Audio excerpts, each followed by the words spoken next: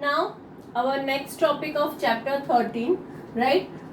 You have to go to page number 101, right? In this page, in this topic, what we are going to talk about our India's strategic location, right? That what we have seen there on Earth where we are located. Now, what is the importance of our strategic location? Like how the peninsular region helps us, how the Himalayan mountains helps us, right? How we are connected with other countries by trade, what are the reasons, right? So that all we are going to discuss in this topic. So you have to understand here in 13.3 there is strategic location of India map has been given along with other countries also and the continent. So that also we are going to discuss in this topic. Now first, the land area of India lies in South Asia. So where we are in South Asia, we are in Asian part, we are in the south side, right?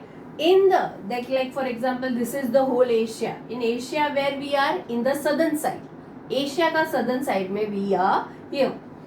In the north, lofty mountain ranges are spread over hundred of kilometers from west to east direction. So like here what we see, this is India, right? In India, here the whole Himalayas are there. From west side we will start till the east side, till the Arunachal Pradesh. There are the lofty means very big high mountains are spread in the northern side.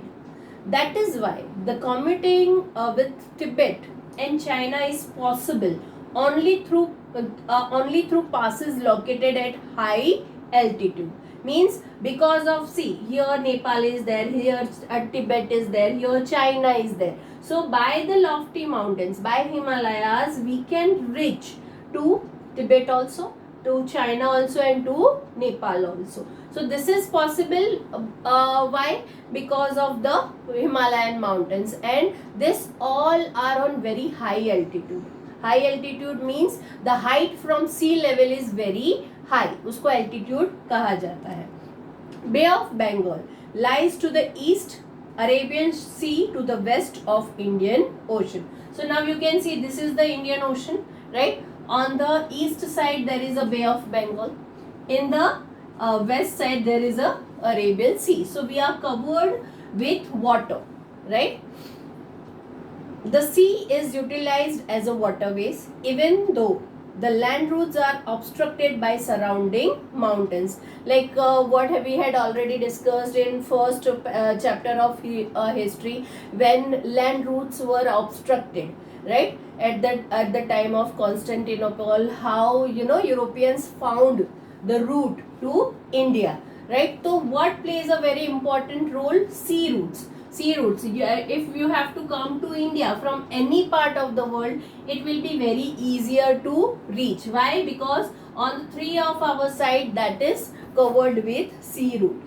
The India has accepted all cultural elements arriving from outside, and this have merged into Indian society.